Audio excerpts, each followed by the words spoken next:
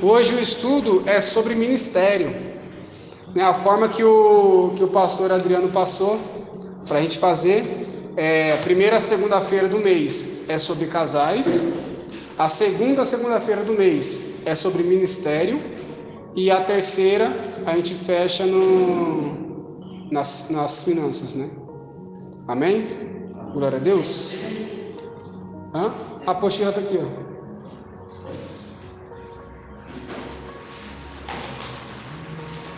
Eu falei certo? Amém?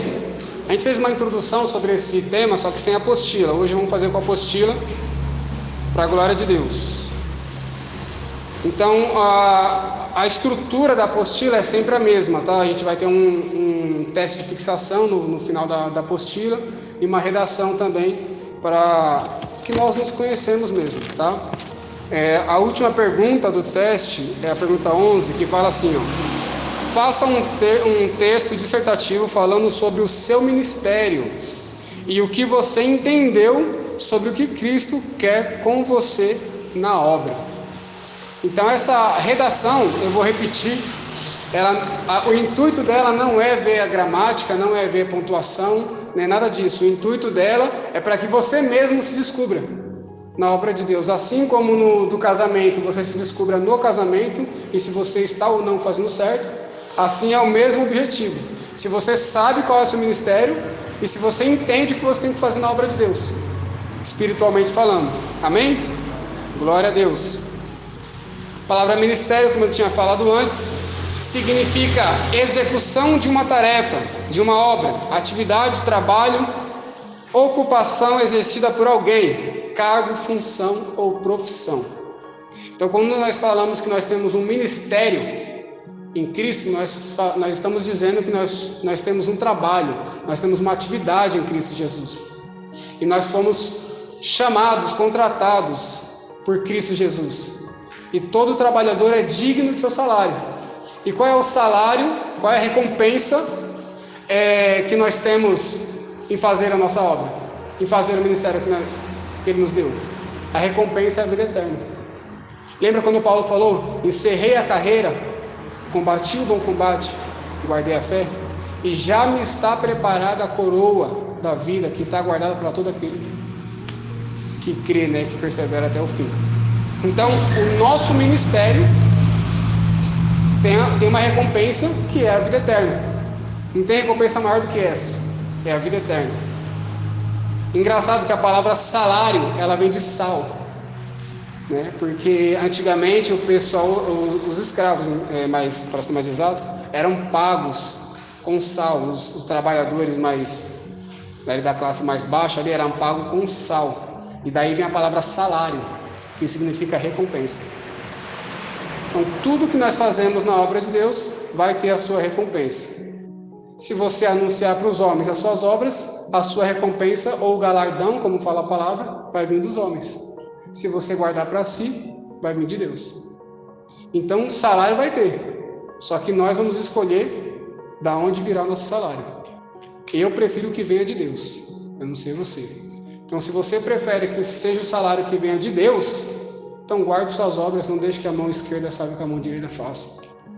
Né? Ele fala sobre isso, não que você tem que fazer tudo em oculto, porque isso aí já não é de Deus. Ele está dizendo sobre a intenção do coração no seu ministério. Seja pastoreado, seja diaconato, seja evangelista, seja o que for que você for fazer, seja obra de rua, seja obra interna. É a intenção do coração de mostrar, de falar. Uma coisa é você contar o testemunho daquilo que Deus fez na sua vida. Inclusive, os irmãos em Atos dos Apóstolos faziam muito isso. Quando se ajuntavam, eles falavam o que Deus fez através da vida deles. Mas a intenção do coração deles era glorificar o nome de Deus e edificar aqueles que ouviam. Então, quando ele fala de esconder da sua mão, de uma mão, o que a outra faz, ele está dizendo sobre a intenção do seu coração. Se você quer fazer uma obra de Deus, mas na intenção do coração está dizendo assim, ó, eu vou falar, e todo mundo vai ver que eu sei, que eu sou o cara, que eu faço, que eu sou cheio de Deus. Você já não está fazendo mais para Deus, está fazendo para si mesmo, e a sua recompensa vai vir do homem.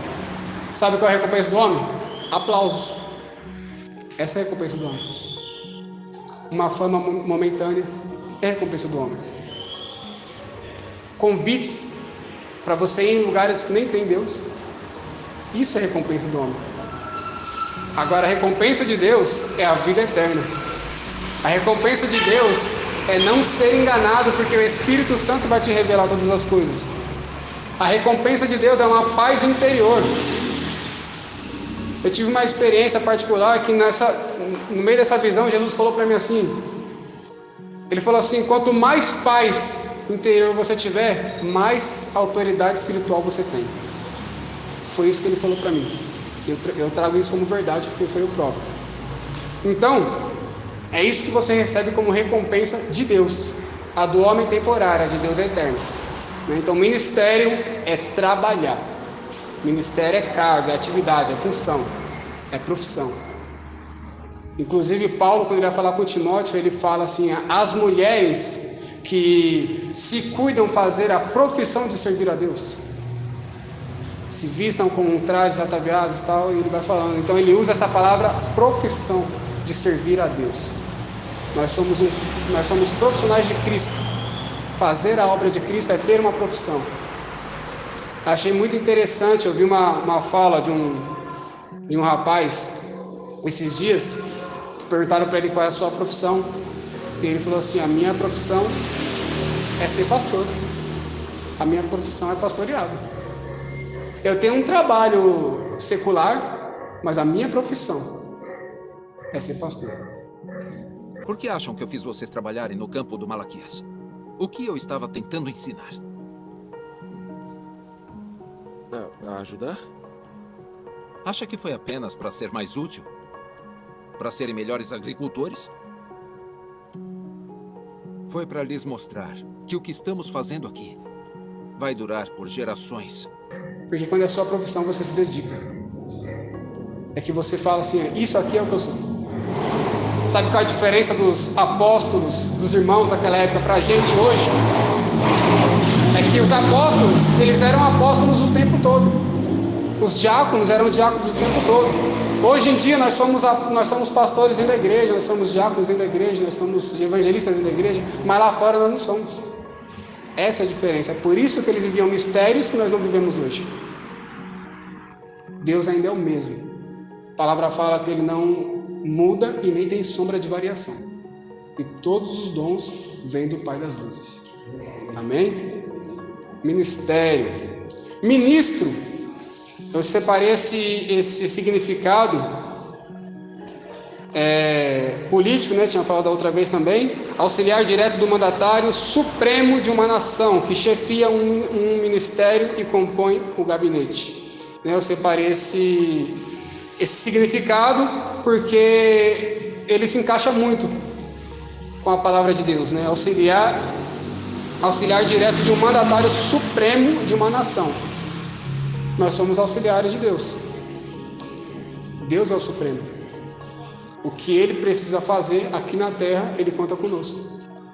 Conta comigo e com você para fazer as obras que ele quer fazer. Primeiro é gerado no coração de Deus, depois vem no nosso coração e cabe a gente executar pelo Espírito Santo. Amém? Ministrar, assim como a virtude, ministrar é passar algo para alguém, fornecer, tomar, administrar, aplicar ou até mesmo ensinar. Então, quando você passa algo para alguém, você está ministrando essa pessoa. Você está derramando virtude sobre ela, poder sobre ela. Quando você dá para essa pessoa a palavra que o Espírito te deu, quando você dá para essa pessoa o dom de cura que o Espírito te deu, quando você dá para essa pessoa o dom de libertação que o Espírito te deu, você está derramando virtude sobre ela, você está fornecendo algo para ela positivo. E uma das nossas funções é essa, uma das nossas preocupações tem que ser essa no ministério. A gente sempre se preocupar em ter algo para oferecer para alguém. Quando a pessoa que entendeu já o seu chamado, que já sabe que tem um ministério, essa pessoa ela vem com um pensamento diferente para a igreja, para os cultos. Ela vem com um pensamento de eu preciso ter algo para oferecer para alguém. Ela já não vem mais com o pensamento eu vou lá receber. Eu vou lá ouvir Deus falar comigo. Mas Deus fala. Mas a pessoa que entendeu o seu ministério, a pessoa que já entendeu, já recebeu o chamado e está se fazendo escolhido, essa pessoa ela vem somente na intenção de dar, de oferecer algo para alguém. Deus, que eu consiga sentir que alguém precisa de um abraço, que eu consiga sentir que alguém precisa de uma palavra, que seja feita a sua vontade. E essa pessoa, ela é tomada pelo Espírito, ela é usada, porque ela entendeu o seu chamado. Primeiro ponto para a gente crescer na obra de Deus, começar a crescer, eu falo crescer espiritualmente, não crescer de cargo, de nome, de ser conhecido por aí. Crescer espiritualmente na obra de Deus. O primeiro ponto é você entender qual é o seu chamado. Porque se você não entende qual é o seu chamado, você está perdido. Se está perdido, não tem como dar um direcionamento. Então tem que entender qual é o seu chamado. O que você foi chamado para fazer? Quem é você na obra de Deus? Qual o grau de importância que você tem na obra de Deus, que Jesus colocou em você? Esse é o ponto. Você entender quem é você. Amém? Esse estudo ele tem como intuito glorificar o nome do Senhor através de uma instrução completa acerca do ministério e o exercício com excelência do mesmo.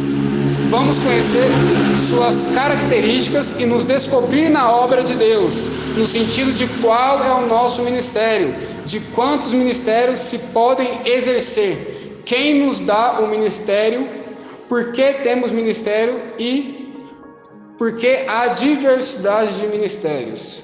Vamos aprender também sobre o ministério de Cristo, falar um pouco sobre o ministério da morte, da condenação e o ministério do Espírito, comparando ambos para identificar suas diferenças. Ao final do estudo teremos algumas perguntas a serem respondidas a fim de fixar o conhecimento adquirido. Amém? Louvado seja o nome do Senhor. Primeiro tópico: Ministério dos Santos. Glória a Deus. O Ministério dos Santos. Quem pode ler em Atos 6:4? Atos 6:4. O ministério da oração e da palavra.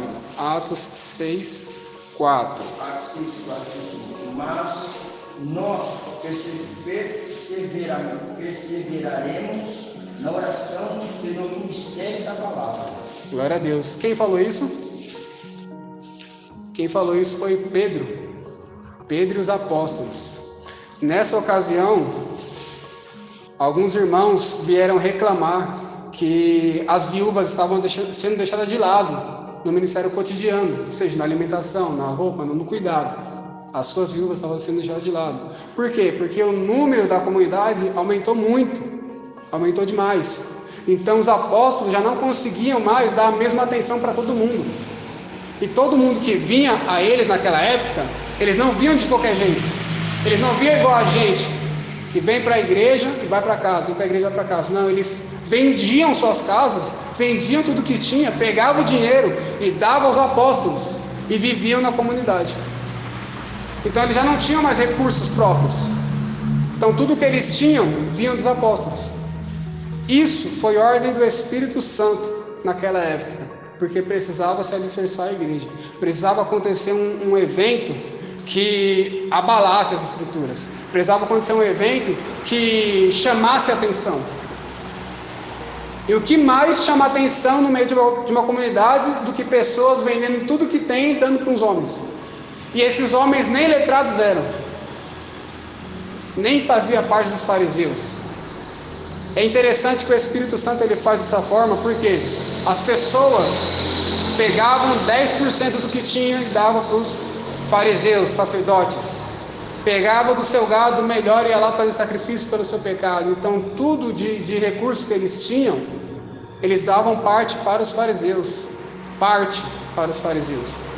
e para os sacerdotes. E aí acontece um evento diferente, em que faz com que as pessoas, sem lei, sem ninguém mandar, vende tudo que tem e dá para os apóstolos. Isso chamou a atenção. Isso é a estratégia de Deus. Então, quando eles vieram reclamar para os apóstolos, nossas viúvas estão sendo deixadas de lado. Ele fala assim, mas nós perseveraremos na oração e no ministério da palavra. Ele fala assim, não é bom que nós deixemos o ministério da palavra. Não é bom, não é certo. Porque eles sabiam o posicionamento que eles deviam estar. Isso é importante. O segundo ponto importante. O primeiro ponto é você saber qual é o seu ministério. O segundo ponto mais importante também é você saber aonde você tem que estar na obra de Deus. Porque tudo que acontece aqui dentro, para Deus, que é obra de Deus, é bom. E se você fizer, será bem-aventurado.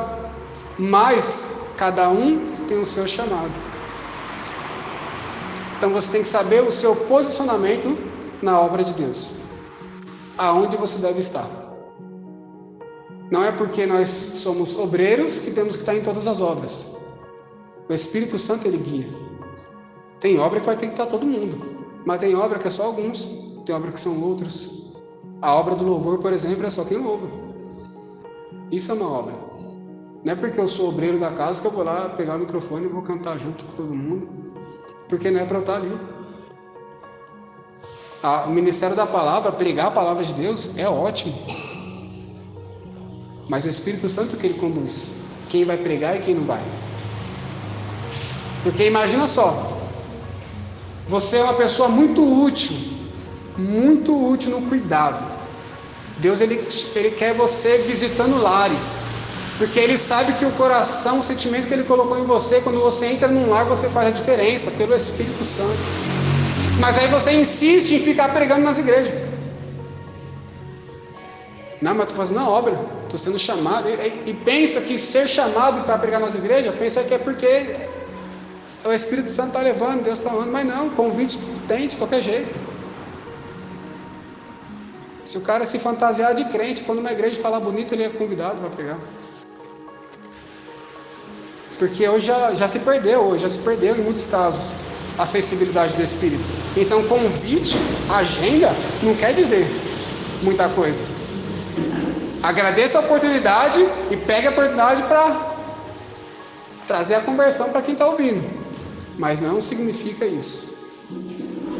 Então, tem que saber qual é o seu posicionamento. Aonde você deve estar. Os apóstolos aqui eram 12. E eram 12, porque Matias tinha já entrado no lugar ali de Judas, né? Então eram 12. Eram 12.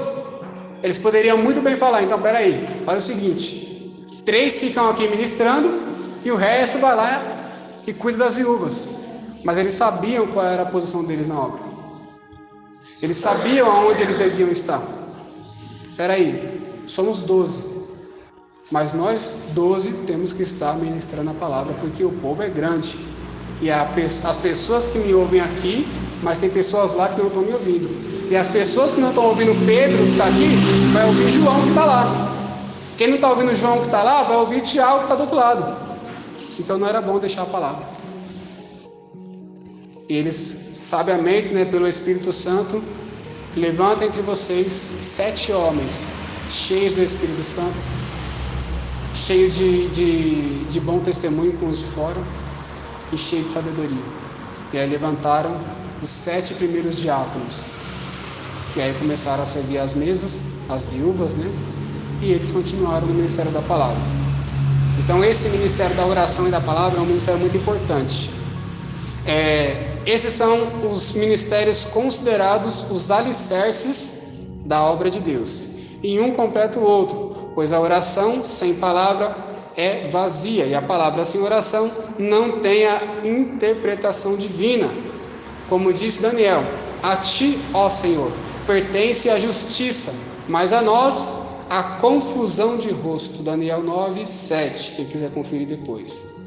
Portanto, devemos orar sem cessar, por nós e por todos os santos, irmãos, e meditar na palavra dia e noite. Louvado seja o nome do Senhor. O ministério da oração é a coluna da igreja. Para aqueles que se aplicam em oração e sentiram esse ministério em suas vidas, é necessário que façam com dedicação e perseverança. Por sua vez, o ministério da palavra tem a função de fazer a igreja crescer em graça e conhecimento, instruindo-a em cada detalhe dos ensinamentos de Cristo e da Torá, que é o Velho Testamento. Coloquei aqui de propósito mesmo a Torá, é o Velho Testamento. Lembrando que quem tem o ministério da oração, ora mais, porém, todos nós devemos orar. Quem tem o ministério da palavra, medita mais, porém, todos nós devemos meditar. Então Deus, Ele levanta pessoas para orar. Tem gente que ajoelha e começa a orar, ora 1, 2, 3 horas e não repete nenhum pedido, nenhuma oração, nenhum agradecimento. Eu acho tremendo isso. Eu oro 5 minutos, eu consigo orar assim, sem repetir nada. Mas tem gente que é tremenda, tem gente que... O pastor Floriano, não sei se a maioria conheceu aqui, mas o pastor Floriano, meu Deus, o culto de oração era 1 hora, ele orava 1h30 ali sem repetir nada. E era tremendo assim, a oração dele assim, você viu o poder da oração. Então tem gente que tem esse poder, né, recebido pelo Espírito Santo, esse ministério da oração. E a oração é a coluna da igreja. O ciclo de oração, né, como você vê em muitos ministérios por aí afora, o ciclo de oração, que é montado geralmente por irmãs, a intenção lá no começo era esse. Lá no começo, bem lá no comecinho, era a coluna porque os irmãos saíam para fazer a obra e as irmãs ficavam intercedendo. Isso foi um costume gerado desde Atos dos Apóstolos. As mulheres ficavam intercedendo e os homens saíam ministrando. Era assim que acontecia. E aí, ao longo do tempo, foi se deturpando isso, e hoje tem ciclo de oração. Infelizmente, você vê mais contenda e fofoca do que oração, né? Vamos se juntar ali, agora vamos falar do irmão ali. Tem reunião, tem sempre reunião, mas nunca é oração. Então, infelizmente, é algo que no começo foi uma boa intenção e funcionou bastante, mas que agora está meio deturpado. Você que tem o ministério da oração, que já reconheceu que você foi chamado para orar, persevere nisso, se dedique nisso. E só chame pessoas para orar com você, que você vê que tem o mesmo ministério, o mesmo pensamento de orar, porque as más conversações corrompem os bons costumes. Eu imagino que foi assim que começou a se deturpar. Começou a chamar pessoas que não estavam no mesmo espírito de oração. E aí puxa a conversa, e nós somos pensos para isso, né? Acabamos conversando demais, já não ora mais. Aí ora 1h30 de reunião, 5 minutos de oração. E o ciclo de oração já não é mais ciclo de oração. Aí depois o ciclo de oração começou a louvar, né? Virou um grupo de louvor misturado com ciclo de oração. E aí ficou isso que a gente vê hoje, né? E o ministério da palavra é a mesma coisa. Se dedicar. Você quer fazer estudo da palavra, mas você não quer fazer sozinho? Chame alguém que você sabe que estuda. Chame alguém que você sabe que realmente gosta da palavra, gosta de estudar a palavra. Porque se você chamar qualquer pessoa, vai tirar a atenção da mesma forma. Vai começar a puxar assuntos alheios, assunto aleatório, vai começar a falar de situações que aconteceram no culto, que ele observou. E aí não vai ter meditação nenhuma da palavra. Nenhuma. E a gente já viu essas situações algumas vezes. Não só eu aqui, mas acredito que os irmãos têm experiência, né? Vai se juntar lá na casa de fulano lá para meditar na palavra e acaba saindo fofoca, né? E que palavra vocês leram? Nem lembra. Nem leu, talvez. Então é necessário que, se você quer meditar na palavra, você fala assim: não, Deus, eu senti que o meu ministério é palavra. Meu ministério é estudo da palavra, eu quero me dedicar mais, mas sozinho é meio complicado. Eu queria mais uma outra opinião, outra pessoa, outra visão.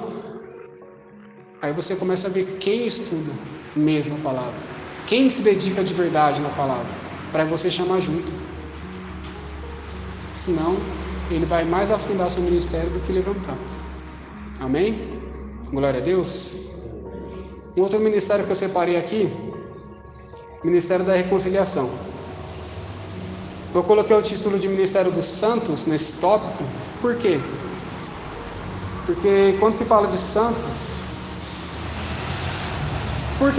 Por que nós somos santos? Ou quem são os santos? São o pessoal que está no altar? Quem são os santos? Quem tem cargo? Pastor é santo? Diácono é santo? Quem são os santos? De acordo com a palavra de Deus, santos são todos aqueles que foram chamados por Cristo Jesus. Nós somos santos.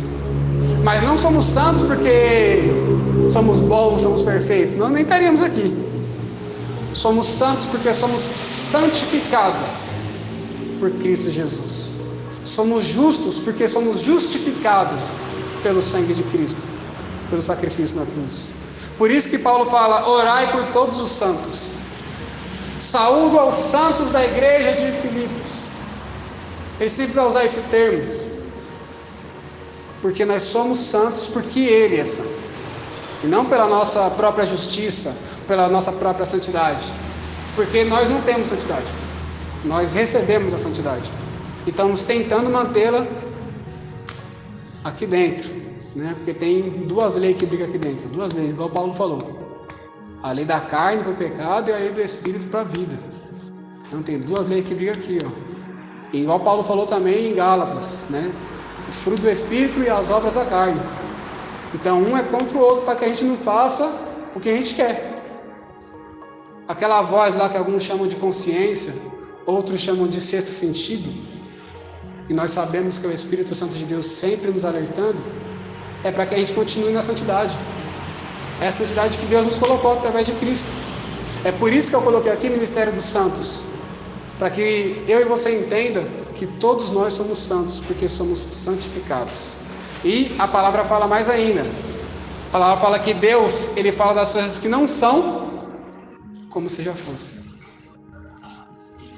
Sabe o que é interessante nisso? A revelação do Espírito Santo é que quando chegar na cidade santa, na Nova Jerusalém, nós receberemos um corpo glorioso, um corpo celestial. Aí sim seremos santos de verdade. Seremos santos porque receberemos um corpo santo de Deus. Enquanto estamos presos nessa carne aqui, temos que lutar contra, mas depois receberemos o corpo santo. Então, o que eu entendo com isso? Que Deus chama as coisas que não são como se já fossem, para trazer a existência. É profecia. Quando eu chamo você de santo, eu estou profetizando que você vai entrar na cidade. Agora, quando eu falo assim, não, ninguém é santo, aí é profecia contrária. Você é santo. Você é santo, você é santo, você é santo, porque vamos entrar na cidade, em nome de Jesus, estamos dentro da aliança, então somos santos, amém? Aí o que a religião faz? O que a religião faz para atrapalhar a palavra de Deus? Pega certas pessoas e coloca como santo. Entende que a palavra chama todo mundo de santo? Mas aí a religião vem e faz o quê? Pega certas pessoas e coloca como santo. Ou seja, pelo contrário da palavra, a religião diz que nem todos são santos. Só alguns que algum homem diz que é. Coloca como santo, faz aquela estátua bonitinha, colocar na mesa ali, e aí fica santo pelo resto da história, né?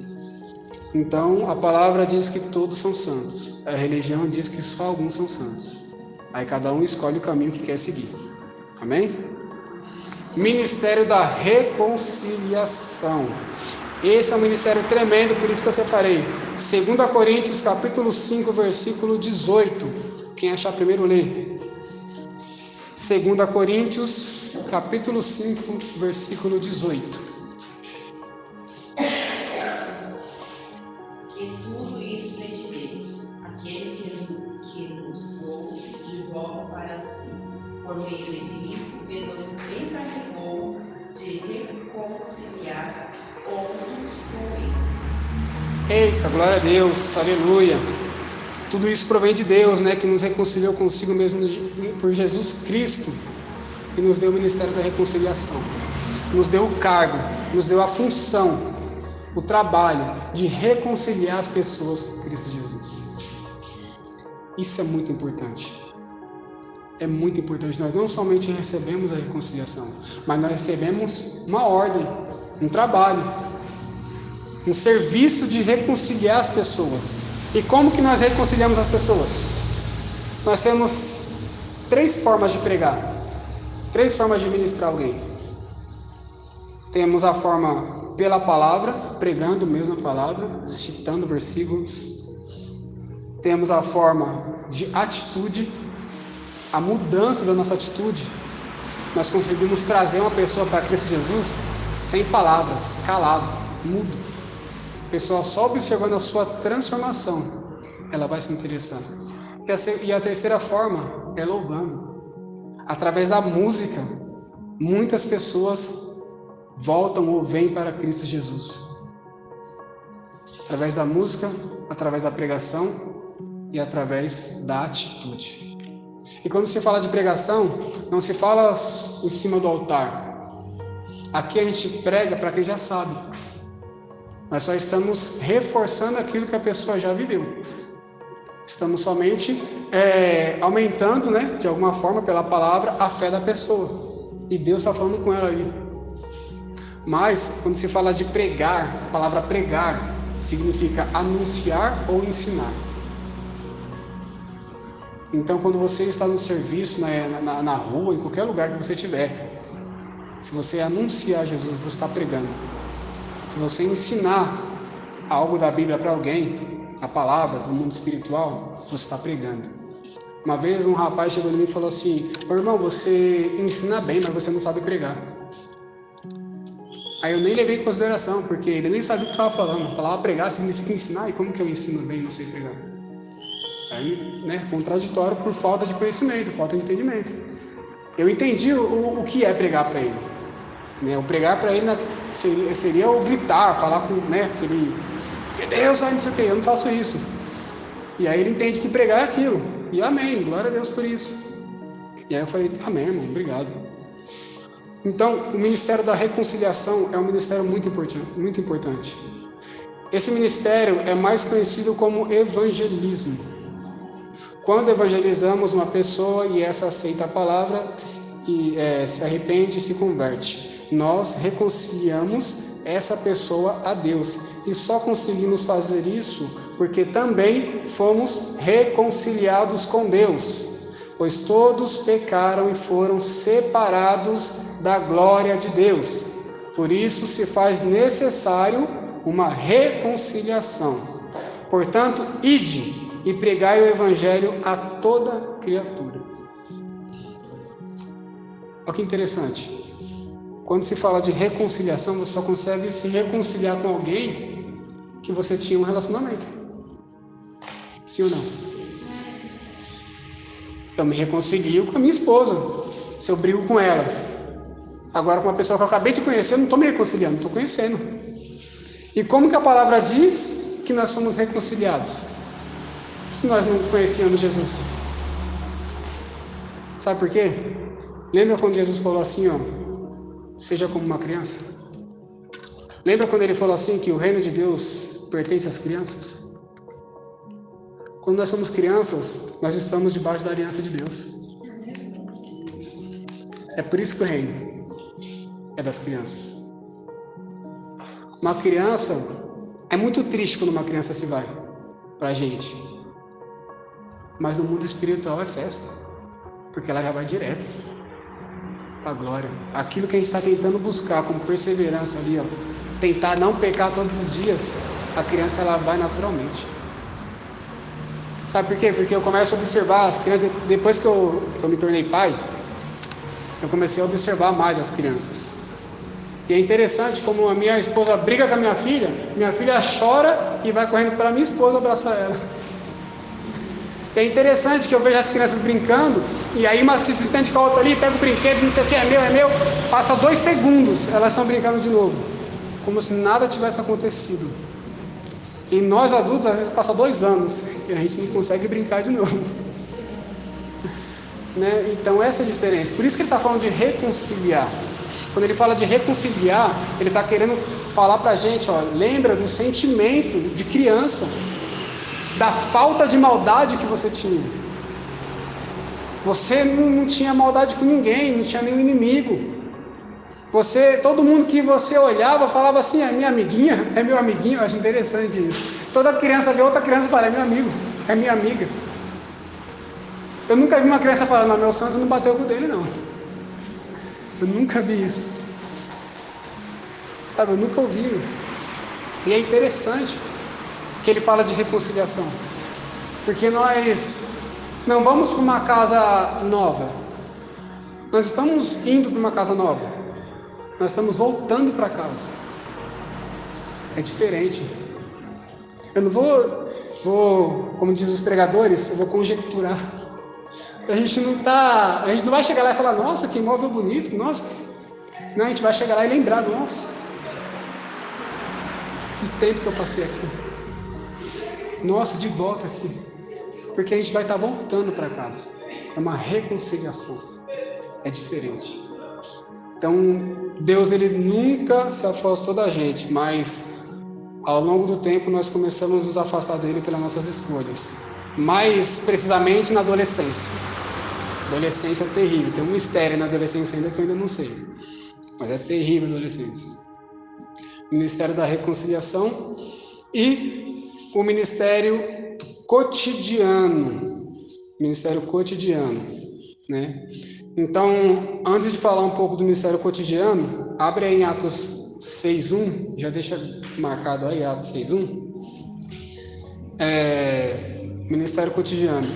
Ele fala, portanto, ide e pregai o evangelho a toda criatura, né? Aqui no ministério da reconciliação. Deixa aberto aí no ministério cotidiano. No ministério da reconciliação eu terminei com esse texto. Ide e pregai o evangelho a toda criatura. Ou ide por todo mundo e pregai o evangelho a toda criatura. E ele continua dizendo, ensinando-vos, né, a guardar os mandamentos e batizando-os em nome do Pai, do Filho e do Espírito Santo de Deus. Amém? Então, assim, quando nós pregamos para uma pessoa, quando a gente vai reconciliar essa pessoa com Cristo, não basta somente falar, vamos lá na minha igreja. É bênção. Vamos lá na minha igreja que é tremendo. Não é só isso, isso aí não é reconciliação.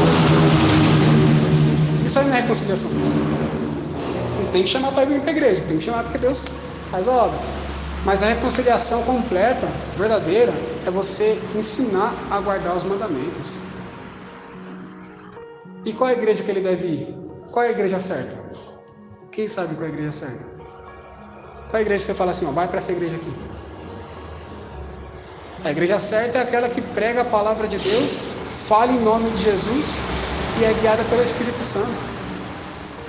Porque todos os ministérios que existem, todos os templos que existem, se formam uma só igreja, que é a igreja de Cristo. A palavra fala que nem todos que estão em Israel são israelitas. Ou seja, nem todos que estão aqui dentro fazem parte da noiva. Né? Isso as pessoas não vão falar com muita frequência, porque as pessoas têm medo de perder membro, têm medo de perder, né, seguidores, sei lá, alguma coisa assim. Mas é verdade, nem todos que estão em Israel são israelitas, nem todos, né? A palavra fala que tem aqueles que se dizem judeus, mas não são. E a palavra diz que nós somos judeus espiritualmente, somos circuncidados de coração. E não pela obra da carne, que não tem valia nenhuma. Então, tem um pouco de igreja de Cristo aqui, tem um pouco de igreja de Cristo lá, tem um pouco de igreja de Cristo no outro ministério, no Universal, na Deus e Amor, né? nos que o pessoal conhece como desigrejados, porque não aderiram à placa e nem a altar e essas coisas, mas cultuam junto ali na casa de alguém, aí são chamados de desigrejados porque não fazem parte do padrão, né? Mas fazem parte da igreja de Cristo, né? O importante não é fazer parte dos homens, o importante é fazer parte de Deus, né? Se você está ali na fiação, ali na fé, ali, vai fundo. Porque Paulo, ele foi considerado charlatão. Paulo foi considerado mentiroso. Paulo, assim como Elias, foi considerado perturbador e traidor. Os fariseus chamaram Paulo de traidor. Esse aí que nos traiu. Os de Jerusalém chamavam Paulo de charlatão, porque ele conversava com gentios. Como que ele pode ser apóstolo judeu se ele conversa com gentios? Porque os judeus naquela época eles se achavam os top, né? E não falava com gentil não. Gentil, a palavra gentil significa estrangeiro. Significa gente de outra terra. Então todo mundo que não nasceu ali em Israel, Jerusalém, é gentil. Imagina que o pessoal dos Estados Unidos para a gente é gentil, porque eles são estrangeiros. Amém? Só para entender melhor. Então, eles não falavam com estrangeiros. Não nasceu na mesma pátria que eu, não tem o mesmo Deus que eu, então não me serve. E o que eles faziam, pior que eles faziam. A palavra fala assim, ó, vocês fazem, Jesus falou isso para eles, vocês fazem um prosélito e depois o abandono. O que é um prosélito? Uma pessoa convertida ao judaísmo. Eles convertiam a pessoa ao judaísmo para quê? Para empregar a lei de Moisés nele, a pessoa se sentia obrigada a dar os dízimos, as ofertas e os sacrifícios e tal, e mais depois, ó, nem cuidava, porque é gentil, mas tem que dar. Não anda com a gente, não senta com a gente, mas tem que dar. Por que seu mestre come com coletores de impostos e pecadores? Não são saudáveis que precisam de médico, mas os doentes. Eu devo dizer que estou chocado. Ela é do Distrito Vermelho. Muito do que é feito lá não pode nem ser dito pela minha língua, ou cruzar os meus lábios de tão profano. A mera menção disso me contaminaria. Ao que parece, é um problema pessoal. Mas ele e os outros com quem ele trabalha, eles traem o nosso povo por dinheiro e nem se arrependem por causa disso. Se está ofendido, vá embora. Deixe que ele fale, André. Eles nunca ofereceram sacrifícios por culpa no templo. O que? O sacerdote mantém registros, verificamos. Coletores de impostos não são bem-vindos no templo. Você gostaria deles se fizessem os sacrifícios adequados? Isso não diz respeito a mim, mas sim ao que Deus quer. Está se esquecendo do pergaminho de Oséias. Vá e aprenda o que isso significa. Pois desejo misericórdia, mais do que sacrifício. Tem que dar. Tem. Se não der, o Deus de Israel vai pesar a mão em você. Você vê um quadro diferente hoje? Hoje não tem um quadro diferente. E aquilo que eles colocavam na mão das pessoas para fazerem, eles não conseguiam levantar nem com o dedo mindinho, como disse Jesus. Você vê um quadro diferente hoje? As pessoas vomitam santidade nas pessoas que estão ouvindo, mas eles mesmos estão com a vida totalmente assim, ó, torta, os avessos, né? Por isso que quando estou aqui ensinando, estou aqui na onde Jesus me colocou para ensinar, eu tento deixar muito claro, estou ensinando a palavra e tenho muitas falhas. Quando falei de casamento, misericórdia. Não vos irriteis com a vossa esposa, misericórdia. Hoje eu já me irritei com ela, né? Então, assim, mas as pessoas cospem santidade como se eles não fizessem nada disso. E isso que os judeus faziam. Falar para o povo, faz isso, e eles mesmos não faziam. Ezequiel uma vez teve até uma visão que os homens estavam idolatrando dentro do templo. Saía com aquelas vestes bonitas, saudando o povo, e dentro do templo idolatrava. Cheio de imagens na parede do templo. As abominações que Ezequiel viu. Amém?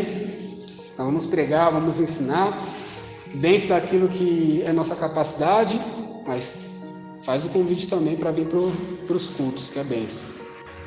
Ministério cotidiano. Quem achou, pode ler em nome de Jesus.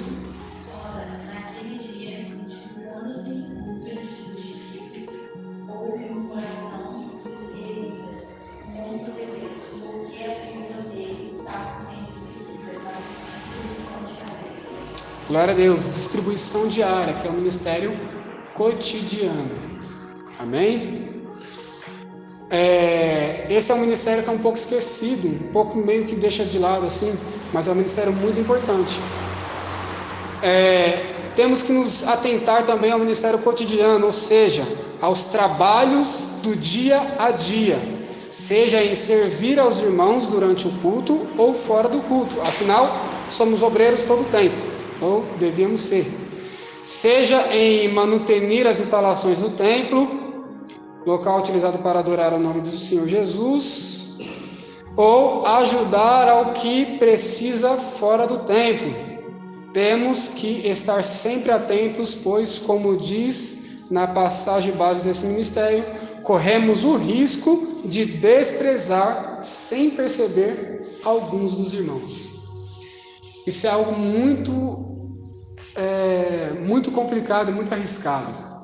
Nós corremos o risco de desprezar alguns dos irmãos sem perceber. E o irmão que ele se sente desprezado, geralmente ele não vem conversar. Geralmente ele tem aquele sentimento de desprezo, de ser esquecido, e ele guarda aquele sentimento, ele cresce aquele sentimento e não fala com ninguém e acaba morrendo na fé. Então nós corremos esse risco de desprezar os irmãos sem perceber. Por isso que há a importância da visita nas casas ou culto no lar. É muito importante isso, porque tem muitas pessoas, muitos irmãos que não vão conversar com o pastor ou quem está na frente ali da liderança algumas coisas que elas conversariam dentro de casa.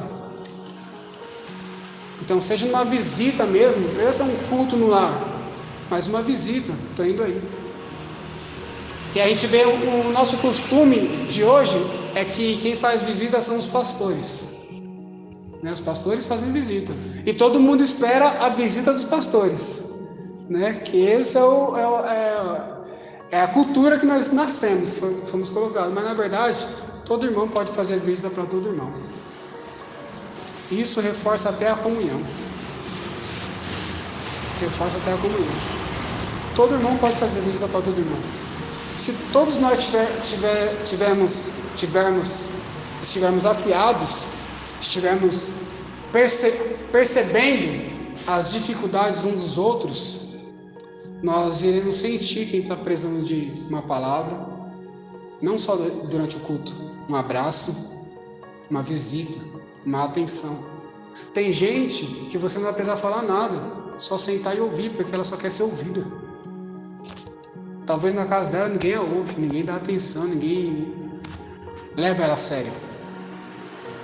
Talvez pela pouca idade, outra vez talvez pelo passado atribulado, que agora ela se converteu e as pessoas não entendem que ela realmente mudou, por uma série de fatores.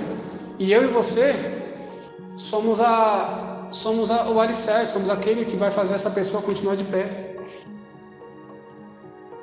Paulo, ele fez a sua primeira viagem missionária, ele foi estabelecendo igrejas aonde ele foi estabelecendo ajuntamento de irmãos, Dá umas 7 igrejas por aí que ele levantou. Na segunda viagem missionária, ele foi para ver como as igrejas estavam. É interessante que cada igreja ele passava de 1 a 2 anos na primeira viagem. Na segunda viagem, tinha igreja que ele passou 1 semana, porque ele precisava ver todo mundo. E ele teve a terceira viagem missionária, que foi a despedida. Então ele sempre se preocupou. E além das viagens, tinha as cartas que ele mandava. Então ele sempre se preocupava como que os irmãos estavam. E ainda tem carta que ele fala assim, pegue essa carta e leia para todo mundo ouvir. Aí ele falava assim, pega essa carta, falou para os filipenses, pega essa carta e lê aos colossenses também. Naquele tempo era caro escrever uma carta, não era barato. Era mais barato para Paulo porque Paulo já sabia escrever. Quem não sabia era pior ainda. Então, Paulo, ele sempre se preocupou dessa forma. Eu estou citando Paulo porque Paulo é o mais falado em Atos dos Apóstolos, mas os outros apóstolos a mesma coisa. Pedro, João, todo mundo se preocupava como os irmãos estavam. Não adiantava somente ter vindo para Jesus e acabou. Tem que vir para Jesus e se sentir acolhido, se sentir bem. E o Ministério Cotidiano faz muito isso. Quem se preocupa com esse ministério faz muito isso. É mandar uma mensagem, hoje está até mais fácil mandar mensagem no WhatsApp, mas eu sou muito a favor ainda da visita.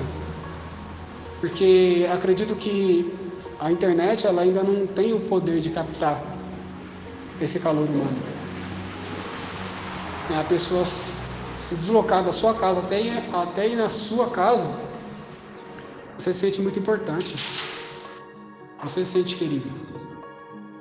Tem uma vez que, quando minha filha tinha acabado de nascer, e eu não estava vindo para a igreja, né, porque não dava, e aí eu estava triste, eu não estava conseguindo pregar e fazer as obras e tal. Eu estava triste. E por estar triste eu ficava mais triste ainda. Por quê? Porque eu me sentia triste por não poder fazer a obra.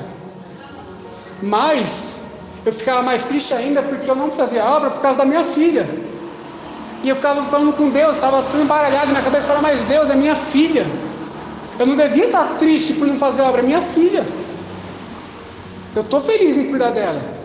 Eu quero estar com ela. Mas eu estou triste. E aí, eu fiquei naquela tribulação. E de repente os irmãos foram na minha casa. E depois que os irmãos foram na minha casa, eu me senti leve. Me senti em paz. E ninguém falou muita coisa. Cada um leu um salmo. E ainda quem pregou fui eu.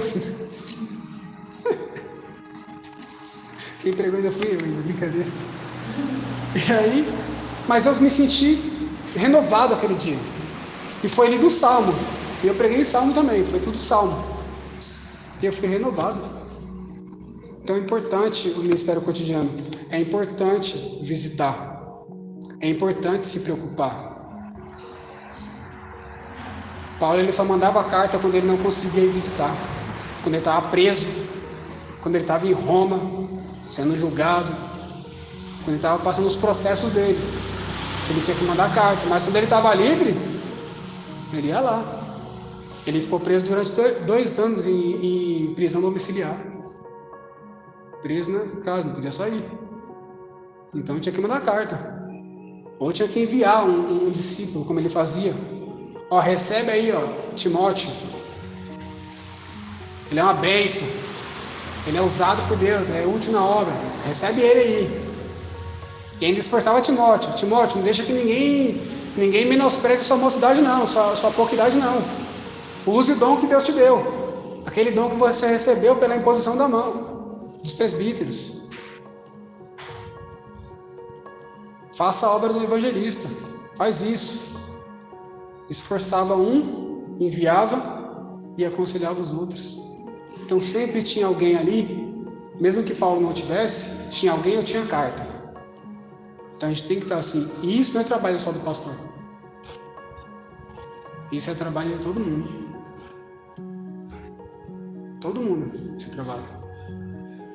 Alguém precisa visitar alguém. Alguém precisa falar com alguém. Quando ainda vai lá em casa, que a gente pega, abre a palavra ali, é tremendo.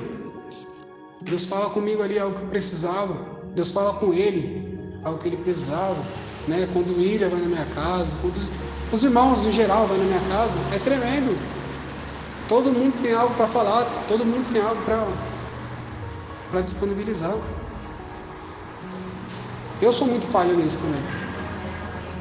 Né? Eu sou muito falho nisso, no ministério cotidiano. Eu sou muito falho nisso. Eu visitava mais antes. Hoje eu visito quase nada. Eu sou muito falho nisso. Mas a gente tem que sempre buscar essa melhora. Porque esse ministério aqui é muito importante. Né? Esse ministério aqui, o ministério cotidiano, você vê que começou, por falta dele, começou a escandalizar irmãos.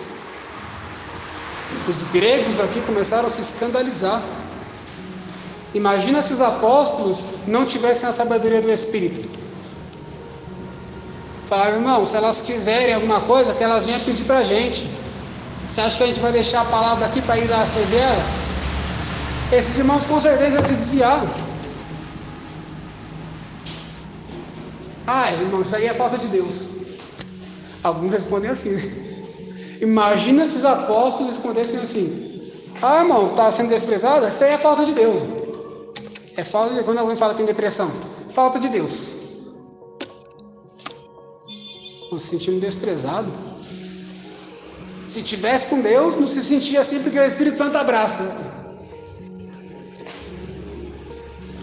Então os apóstolos, com a sabedoria do Espírito Santo, falou: levanta homens aí, levanta ajudantes, levanta serviçais, pessoas que vão servir, e ajude elas. Nós iremos perseverar aqui no ministério da palavra, mas eles vão para o ministério cotidiano. Eles vão fazer isso. Porque imagina, o irmão precisando de uma visita, aí o pastor tem outra visita para fazer já, o pastor junto com a pastora, vai lá, tem que ir lá, e esse irmão vai ficar desamparado, porque só o pastor que visita? Isso é estranho. O pastor tem que mandar no grupo dos irmãos, falar assim: ó, quem vai? Eu vou, eu consigo ir, então vai. Todo mundo vai, sem o pastor. Como já aconteceu, de o pastor estar preso no serviço e falar: ó, vai lá, irmãos. A gente vai lá e faz a obra. Os irmãos lá e faz a obra. Porque o mesmo Espírito que está em mim está em você.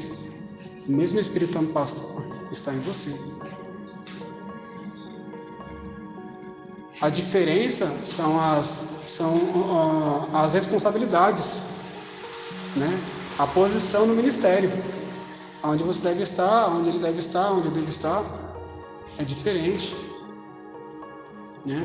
No começo do estudo, quem dava estudo eu e o pastor. Eu dava uma sexta, ele dava outra sexta. Uma sexta intercalava.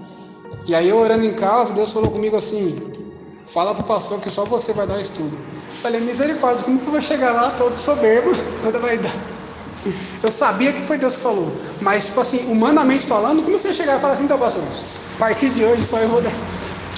Aí eu falei: misericórdia, falei: Deus, não dá pra falar isso, como que vai ser, como que vai acontecer? Falei: prepara aí, Deus. Fui lá, falei: cara, como que eu vou falar, né? Aí cheguei lá e falei assim: Adriano, vamos conversar. Ele falou assim: eu precisava falar com você. Eu tava orando ali, Deus falou comigo para você dar o estudo, tá? A partir de hoje só você dá o estudo. Falei: amém, glória a Deus. Falei: como que eu ia falar isso, né? Deus já preparou já. Só que Deus falou comigo só para confirmar para mim. Que talvez se Deus não tivesse falado comigo, eu ia falar: não, pastor, que isso? Mas como Deus falou comigo, eu aceitei de pronto. Então Deus, ele é perfeito, ele sabe. Então eu estou querendo dizer com isso: saber aonde Deus quer te colocar. Mas nos próximos estudos nós vamos aprender sobre a diversidade de ministérios. Não se limite somente a um ministério. Não é porque você canta que você vai cantar pro resto da vida ou só cantar. Você vai cantar, você pode pregar, você pode orar, cuidar, expulsar demônio, o que for. Amém? Louvado seja o nome do Senhor por isso. Ó, eu vou parar por aqui. Por quê? O próximo estudo é cuidados que devemos ter com o ministério. Amém? Então, o primeiro ponto que a gente aprende, que a gente está começando a aprender, é sobre qual é o seu ministério. Quem aqui sabe qual é o seu ministério? Eu sei qual que é o meu. Quem sabe aqui já? Amém, glória. Quer saber? Glória a Deus. Quem sabe já qual é o seu ministério, já deu o primeiro passo. Quem ainda não sabe, aproveita esse estudo e começa a orar a Deus: Senhor, o que eu tenho que fazer na sua obra? É oração? É palavra? É pastorear? É diaconato? Dá o play. Dá o play.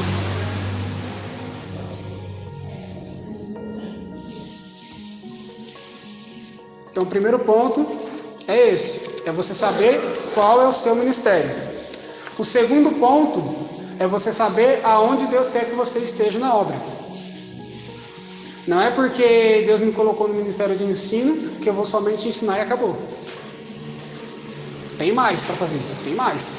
Não é porque Deus te colocou no ministério de pastoreado, você vai só pastorear e acabou. Tem mais, diáconos, etc. Né?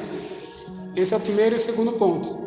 E o terceiro ponto a gente vai aprender também, terceiro e quarto ponto a gente vai aprender na próxima aula, se dedicando ao ministério e os cuidados que nós devemos ter com o nosso ministério. Amém? Glória a Deus. Vamos nos colocar de pé em nome de Jesus.